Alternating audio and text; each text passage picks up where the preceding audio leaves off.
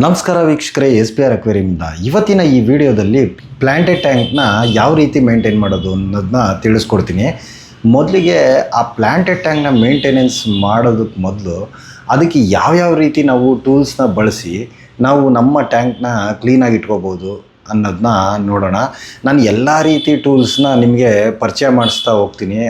ನೀವು ಸಹ ಅದೇ ರೀತಿ ಟೂಲ್ಸ್ಗಳನ್ನ ಬಳಸಿ ನಿಮ್ಮ ಪ್ಲಾಂಟೆಡ್ ಟ್ಯಾಂಕ್ನ ಯಾವ ರೀತಿ ಸ್ವಚ್ಛ ಮಾಡ್ಕೋಬೋದು ಅನ್ನೋದನ್ನ ಈ ವಿಡಿಯೋದಲ್ಲಿ ನೋಡ್ತಾ ಹೋಗೋಣ. ನನ್ನಿಂದ ಕಾಣ್ತಾ ಇರೋ ಪ್ಲಾಂಟೆಡ್ ಟ್ಯಾಂಕ್ನ ಮೇಂಟೆನೆನ್ಸ್ ಮಾಡಿ ತೋರಿಸ್ತೀನಿ. ಏನಪ್ಪ ಇದು ತುಂಬ ಕ್ಲೀನಾಗೇ ಇದೆ, ಇದನ್ನೇನು ಮೇಂಟೆನೆನ್ಸ್ ಮಾಡಿ ತೋರಿಸ್ತೀರಾ ಅಂತ ನೀವು ಕೇಳ್ಬೋದು. ಇಲ್ಲ, ಇದರಲ್ಲಿ ತುಂಬಾ ಪಾಚಿ ಇದೆ, ಅಂದರೆ ಆಲ್ಗೆ ಇದೆ. ಅದನ್ನಲ್ಲಿ ಗ್ಲಾಸ್ನಲ್ಲಿ ಯಾವ ರೀತಿ ಇರುತ್ತೆ ಮತ್ತು ಅದನ್ನು ನಾವು ಯಾವ ರೀತಿ ನಾವು ಸ್ವಚ್ಛ ಮಾಡ್ಬೋದು, ಯಾವ್ಯಾವ ರೀತಿ ಟೂಲ್ಸ್ನ ಬಳಸ್ಕೊಂಡು ಅಂತ ನಾನು ಇವಾಗ ತೋರಿಸ್ತೀನಿ. ಆ ಆಲ್ಗೆನ ನಾವು ಗ್ಲಾಸಿಂದ ಯಾವ ರೀತಿ ಟೂಲ್ಸ್ನ ಬಳಸ್ಕೊಂಡು ತೆಗಿಬೋದು ಅಂತ ನಾವು ವಿಡಿಯೋದಲ್ಲಿ ನೋಡ್ತಾ ಹೋಗೋಣ. ಮತ್ತು ಈ ಟ್ಯಾಂಕಲ್ಲಿ ಪ್ಲ್ಯಾಂಟ್ಸ್ಗಳು ಸ್ವಲ್ಪ ಬೆಳೆದಿದೆ, ಅದನ್ನು ನಾವು ಯಾವ ರೀತಿ ಕಟ್ ಮಾಡಿ ಮತ್ತೆ ರೀಪ್ಲ್ಯಾಂಟ್ ಮಾಡೋದು ಅನ್ನೋದನ್ನು ಕೂಡ ತೋರಿಸ್ಕೊಡ್ತೀನಿ. ದಯವಿಟ್ಟು ವಿಡಿಯೋನ ಸಂಪೂರ್ಣವಾಗಿ ನೋಡಿ. ಈ ಪ್ಲಾಂಟೆಡ್ ಟ್ಯಾಂಕಲ್ಲಿ ಯಾವ ರೀತಿ ಆ ಗ್ಲಾಸ್ ಮೇಲೆ ಆಲ್ಗೆ ಇದೆ ಅಂತ ನೋಡೋಣ.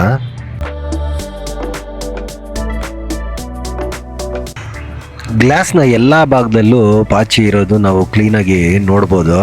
ಸೈಡ್ ಗ್ಲಾಸಲ್ಲಿ ನೋಡಿ, ಮೇನ್ ಗ್ಲಾಸಲ್ಲಿ ಎಲ್ಲ ಕಡೆನೂ ಪೂರ್ತಿ ಪಾಚಿ ಆಗಿದೆ.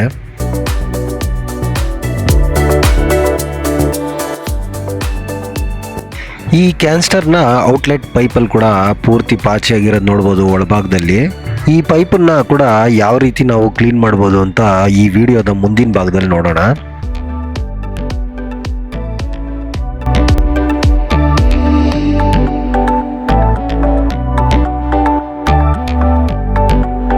ಮೊದಲಿಗೆ ಈ ಫಿಲ್ಟರ್ನ ಆಫ್ ಮಾಡ್ಕೊಳ್ಳೋಣ. ಮೊದಲು ಈ ಡಿಫ್ಯೂಸರ್ನ ತೆಗೆದು ಒಂದು ಸೂಪರ್ ಅಂತ ಲಿಕ್ವಿಡ್ ಬರುತ್ತೆ, ನಾವು ಇದನ್ನು ಕ್ಲೀನ್ ಮಾಡ್ಕೋಬೇಕು. ಅದಕ್ಕೋಸ್ಕರ ಇದನ್ನು ಡಿಫ್ಯೂಸರ್ನ ತೆಗೆದು ನಾವು ಆ ಲಿಕ್ವಿಡ್ ಒಳಗಡೆ ಹಾಕೋದು ತೋರಿಸ್ತೀನಿ. ಈ ಗ್ಲಾಸ್ ಡಿಫ್ಯೂಸರ್ನ ನಾವು ಮೊದಲೇ ತೆಗೆದು ಈ ಥರ ಸೂಪರ್ ಅನ್ನೋ ಲಿಕ್ವಿಡಲ್ಲಿ ನಾವು ಅದನ್ನು ನೆನೆಸಿ ಇಟ್ಬಿಡಬೇಕು. ಈ ಡಿಫ್ಯೂಸರು ಸೆರಾಮಿಕಲ್ಲಿ ಮಾಡಿರೋದ್ರಿಂದ ನಾವು ಯಾವುದೇ ಬ್ರಷ್ನ ಸಹಾಯದಿಂದ ಇದನ್ನು ಕ್ಲೀನ್ ಮಾಡೋದಕ್ಕಾಗೋದಿಲ್ಲ. ಅದಕ್ಕೆ ನಾವು ಆ ಸೂಪರ್ ಅನ್ನೋ ಲಿಕ್ವಿಡ್ನ ಯೂಸ್ ಮಾಡೋದು. ಈ ರೀತಿ ಸ್ಕ್ರಬ್ಬರಿಂದ ಯಾವ ರೀತಿ ಕ್ಲೀನ್ ಮಾಡಬೇಕು ಗ್ಲಾಸ್ನ ಅಂತ ತೋರಿಸ್ತೀನಿ. ತುಂಬಾ ಸಾಫ್ಟಾಗಿ ನೀವು ಗ್ಲಾಸ್ನ ಸ್ಕ್ರಬ್ ಮಾಡಬೇಕು, ಇಲ್ಲಾಂದರೆ ಈ ರೀತಿ ಸ್ಕ್ರಬ್ಬರ್ಸಲ್ಲಿ ಗ್ಲಾಸ್ ಸ್ಕ್ರ್ಯಾಚ್ ಆಗೋದು ತುಂಬಾ ಚಾನ್ಸಸ್ ಇರುತ್ತೆ.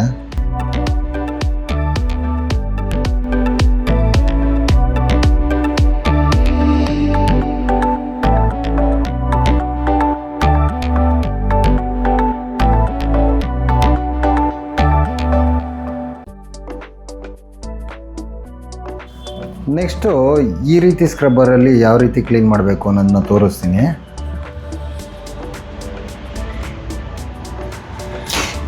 ಆ್ಯಕ್ಚುಲಿ ಈ ವೈಟ್ ಸ್ಕ್ರಬ್ಬರು ನಮ್ಮ ಅಕ್ವೇರಿಯಂ ಪರ್ಪಸ್ಗೆ ಅಂತಲೇ ಬರುವಂಥ ಕ್ಲೀನಿಂಗ್ ಪ್ಯಾಡ್.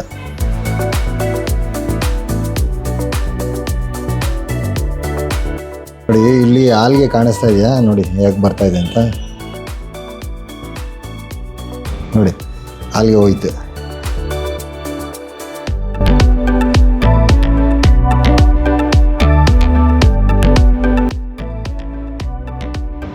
ನೋಡಿ, ಇಲ್ಲಿ ಆಲ್ಗೆ ಕಾಣಿಸ್ತಾ ಇದೆ.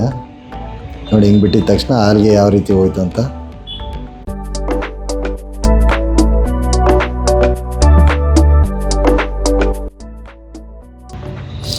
ಈ ರೀತಿ ವೈಟ್ ಸ್ಟ್ರೈನ್ಸ್ ಇರೋದು ಕೂಡ ಈ ಸ್ಕ್ರಬ್ಬರಲ್ಲಿ ಕ್ಲೀನಾಗಿ ಹೋಗುತ್ತೆ.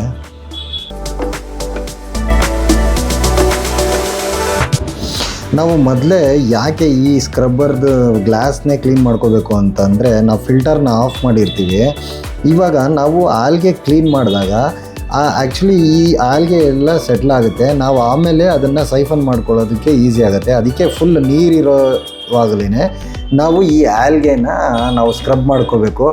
ಆವಾಗ ಕೂಡ ನೀರಿದ್ದಾಗೆ ಮಾಡ್ಕೊಳ್ಳೋದ್ರಿಂದ ಗ್ಲಾಸ್ ಕೂಡ ನಿಮಗೆ ಸ್ಕ್ರ್ಯಾಚಸ್ ಆಗೋಲ್ಲ ಈ ಥರ ಸ್ಕ್ರಬ್ಬರ್ಸಿಂದ. ಈ ಸ್ಕ್ರಬ್ಬರಿಂದ ಅಂತೂ ಸ್ಕ್ರ್ಯಾಚೇ ಆಗೋದಿಲ್ಲ. ನಾನು ಇದಕ್ಕೆ ಮುಂಚೆ ಯೂಸ್ ಮಾಡ್ತಾ ಇದ್ನಲ್ಲ, ಆ ಸ್ಕ್ರಬ್ಬರಲ್ಲಿ ಮಾಡುವಾಗ ನೀವು ತುಂಬಾ ಹುಷಾರಾಗಿ ಮಾಡಬೇಕು. ಯಾಕೆಂದರೆ ಅದು ನಮ್ಮ ಅಕ್ವೇರಿಯಂ ಪರ್ಪಸ್ ಸ್ಕ್ರಬ್ಬಿಂಗ್ ಪ್ಯಾಡ್ ಅಲ್ಲ ಅದು.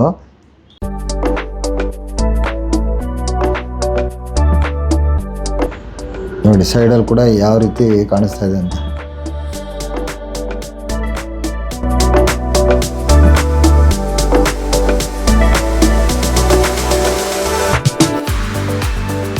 ಈಗ ಈ ಪ್ರೋ ರೇಸರಿಂದ ಯಾವ ರೀತಿ ಆಲ್ಗೆನ ತೆಗಿಬೋದು ಅಂತ ನೋಡೋಣ.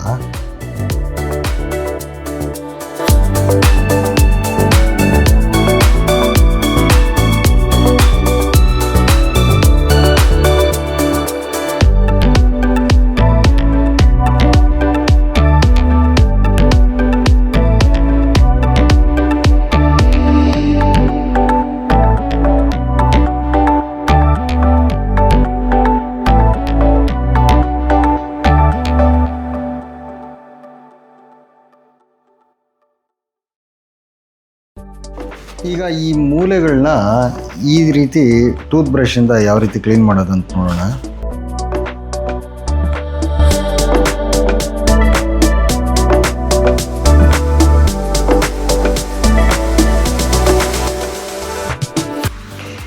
ಈ ಸ್ಪ್ರಿಂಗ್ ವಾಷರ್ನ ಬಳಸ್ಕೊಂಡು ಯಾವ ರೀತಿ ಆ ಪೈಪ್ನ ಕ್ಲೀನ್ ಮಾಡಬೇಕು ಅಂತ ನೋಡೋಣ.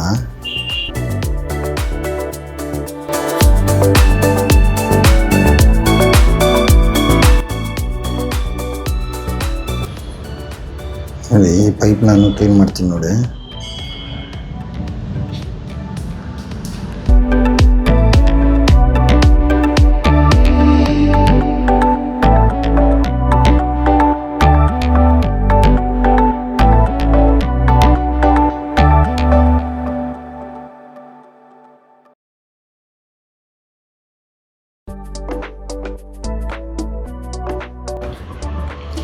ನೋಡಿ ವೀಕ್ಷಕರೇ ಎಷ್ಟು ನೀಟಾಗಿ ಆಗಿದೆ ಅಂತ. ಇವಾಗ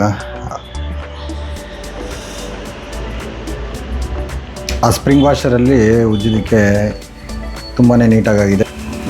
ಮತ್ತೆ ಅದೇ ಜಾಗಕ್ಕೆ ಹಾಕ್ಬಿಡೋಣ ಅದನ್ನು. ಈ ಮೌಂಟ್ ಮಾಡಿರೋ ಪ್ಲ್ಯಾಂಟ್ಸ್ನ ಮೊದಲು ತೆಗೆದ್ಬಿಡೋಣ, ಯಾಕಂದರೆ ಇದರಲ್ಲಿ ತುಂಬ ರೂಟ್ಸ್ ಬೆಳ್ಕೊಂಡಿದೆ. ನೋಡಿ ರೂಟ್ಸ್ ಕಾಣಿಸ್ತಾ ಇದೆಯಲ್ಲ, ಇದನ್ನು ಟ್ರಿಮ್ ಮಾಡಬೇಕು, ಅದಕ್ಕಾಗಿ ತೆಗಿತಾ ಇದ್ದೀನಿ. ಆ ಪ್ಲ್ಯಾಂಟ್ಸ್ನ ಮೌಂಟ್ ಮಾಡಿರೋ ಜಾಗದಲ್ಲಿ ಕೂಡ ಪಾಚಿ ಇದೆ, ಅದರಿಂದ ಒಂಚೂರು ಅದನ್ನು ಸ್ಕ್ರಬ್ ಮಾಡ್ಕೋಬೇಕು, ಗ್ಲಾಸ್ ಮೇಲಿರೋ ಪಾಚಿನ. ಈ ರೀತಿ ಸಣ್ಣ ಪೈಪ್ ಇರೋ ಸೈಫನ್ ಪೈಪಿಂದ ನಾವು ಅದ್ರ ನೀರನ್ನ ಮತ್ತು ಡಸ್ಟ್ನ ಎರಡೂ ಸಹ ನಾವು ತೆಗಿಬೋದು. ನಾನು ಆ ಸೈಫನ್ನ ಪೈಪ್ ಇಂದ ಮಾತ್ರ ತೆಗಿತಾ ಇದ್ದೀನಿ. ಸೈಫನ್ನ ಮುಂದಿನ ಭಾಗನೆಲ್ಲ ನಾನು ತೆಗೆದಿಟ್ಬಿಟ್ಟು ಈ ರೀತಿ ನನಗೆ ಈಸಿ ಆಗೋ ಥರ ನಾನು ಮಾಡ್ಕೊಂಡಿದ್ದೀನಿ ಅದನ್ನು.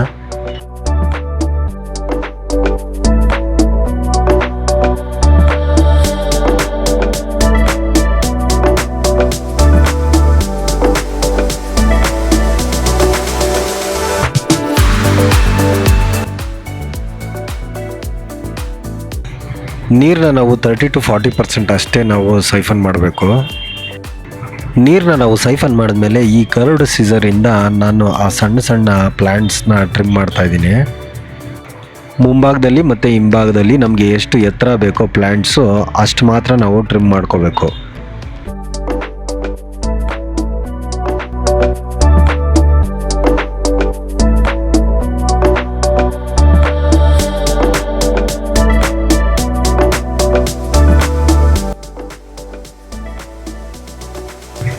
ಈ ರೀತಿ ಟ್ರಿಮ್ ಮಾಡ್ಕೊಂಡಿರೋ ಪ್ಲ್ಯಾಂಟ್ಸ್ನ ಮತ್ತೆ ನಾವು ರೀಪ್ಲಾಂಟ್ ಮಾಡಬೇಕು. ಇವಾಗ ಒಂದು ಮೀಡಿಯಮ್ ಟ್ವೀಸರ್ಸ್ನ ಸಹಾಯದಿಂದ ಮತ್ತೆ ಎಲ್ಲ ರೀಪ್ಲಾಂಟ್ ಮಾಡ್ತಾ ಇದ್ದೀನಿ. ಇವಾಗ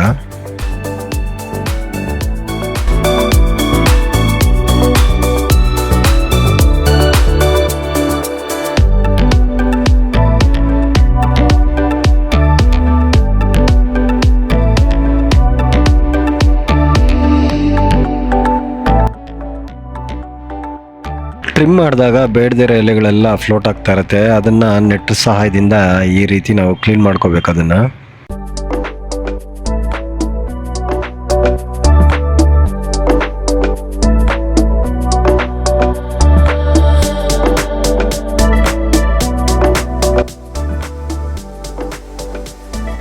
ನಮ್ಮ ಟ್ಯಾಂಕ್ನ ಹಿಂಭಾಗದಲ್ಲಿ ಮೌಂಟ್ ಮಾಡಿದ್ದ ಈ ಪೋಥೋಸ್ ಪ್ಲ್ಯಾಂಟ್ನ ರೂಟ್ಸ್ನ ಟ್ರಿಮ್ ಮಾಡ್ಕೋಬೇಕು.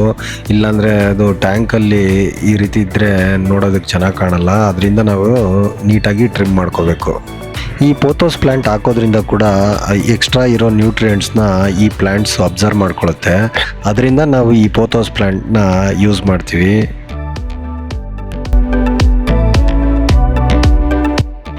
ಈ ಪ್ಲ್ಯಾಂಟ್ಸ್ ಮೇಲೆ ಸ್ವಲ್ಪ ಡಸ್ಟ್ ಇರೋದ್ರಿಂದ ನಾನು ಅಕ್ವೇರಿಯಮಿಂದಾನೇ ತೆಗೆದಿರೋ ನೀರಿಂದ ಇದನ್ನು ಕ್ಲೀನ್ ಮಾಡ್ಕೋತಾ ಇದ್ದೀನಿ.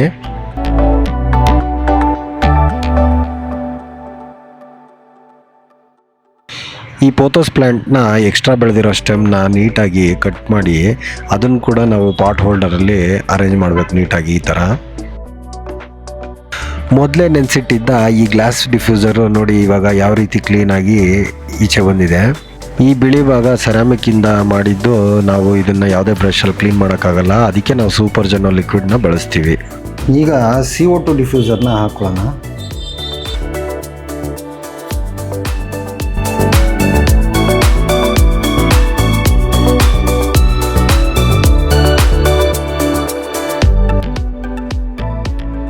ಈ ರೀತಿ ನಿಧಾನಕ್ಕೆ ನಮ್ಮ ಹಾರ್ಡ್ಸ್ಕೇಪ್ ಯಾವುದು ಪ್ಲ್ಯಾಂಟ್ಸ್ ಯಾವುದು ಡಿಸ್ಟರ್ಬ್ ಆಗ್ದಂಗೆ ನಾವು ನೀರನ್ನ ಹಾಕೋಬೇಕಾಗುತ್ತೆ. ನಾನಿಲ್ಲಿ ನಾರ್ಮಲ್ ಟ್ಯಾಪ್ ವಾಟರ್ನೇ ಬಳಸ್ತಾ ಇರೋದು.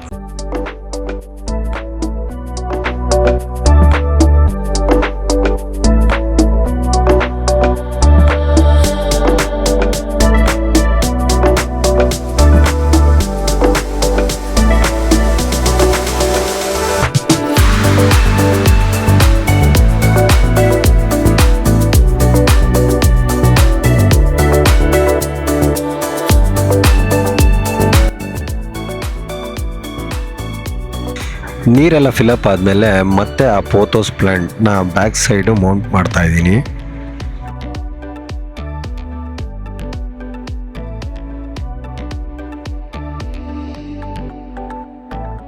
ನೀರೆಲ್ಲ ತುಂಬಿದ್ಮೇಲೆ ಮತ್ತೆ ನಮಗೆ ಬೇಡದಿರೋ ಎಲೆಗಳೆಲ್ಲ ಮೇಲೆ ತೇಲ್ಕೊಂಡು ಬರುತ್ತೆ. ಆವಾಗ ನೆಟ್ನ ಸಹಾಯದಿಂದ ಈ ರೀತಿ ತೆಗೆದು ಬಿಡಬೇಕೆಲ್ಲನೂ. ಈಗ ನಾವು ಕ್ಯಾನ್ಸ್ಟರ್ ಫಿಲ್ಟ್ರನ್ನ ಆನ್ ಮಾಡ್ಕೊಳ್ಳೋಣ. ಈ ವಿಡಿಯೋದಲ್ಲಿ ನಾನು ಕ್ಯಾನ್ಸ್ಟರ್ ಫಿಲ್ಟರ್ನ ಮೇಂಟೆನೆನ್ಸ್ ಮಾಡಿರೋದನ್ನ ತೋರಿಸಿಲ್ಲ. ನಾನು ಮುಂದಿನ ವಿಡಿಯೋದಲ್ಲಿ ಅದನ್ನು ಸಪ್ರೇಟಾಗಿ ನಾನು ವಿಡಿಯೋ ಮಾಡಿ ತೋರಿಸ್ತೀನಿ.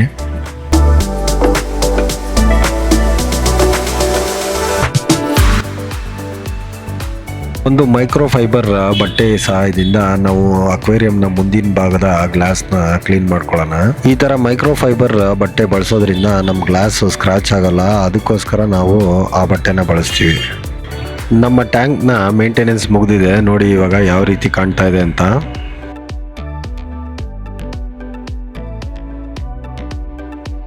ಆರು ಗಂಟೆಗಳ ಕಾಲ ಆದಮೇಲೆ ನಮ್ಮ ಟ್ಯಾಂಕು ಯಾವ ರೀತಿ ಕಾಣಿಸ್ತಾ ಇದೆ ಅಂತ ನೋಡಿ.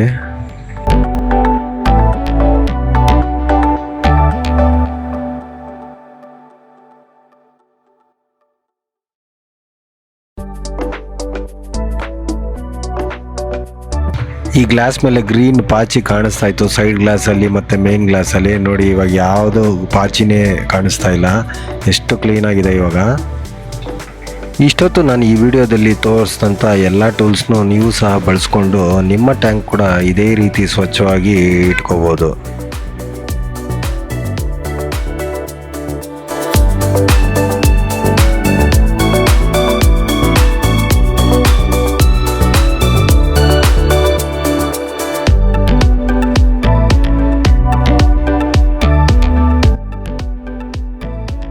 ನಾನು ಮಾಡಿರೋ ಪ್ಲಾಂಟೆಡ್ ಟ್ಯಾಂಕ್ ಮೇಂಟೆನೆನ್ಸ್ನ ವಿಡಿಯೋದಲ್ಲಿ ನಿಮಗೇನಾದರೂ ಡೌಟ್ ಇದ್ದರೆ ದಯವಿಟ್ಟು ಕಾಮೆಂಟ್ಸಲ್ಲಿ ತಿಳಿಸಿ. ನಾನು ಅದಕ್ಕೆ ಖಂಡಿತ ರಿಪ್ಲೈ ಮಾಡ್ತೀನಿ. ವಿಡಿಯೋ ನೋಡಿದ್ದಕ್ಕಾಗಿ ಧನ್ಯವಾದಗಳು ವೀಕ್ಷಕರೇ.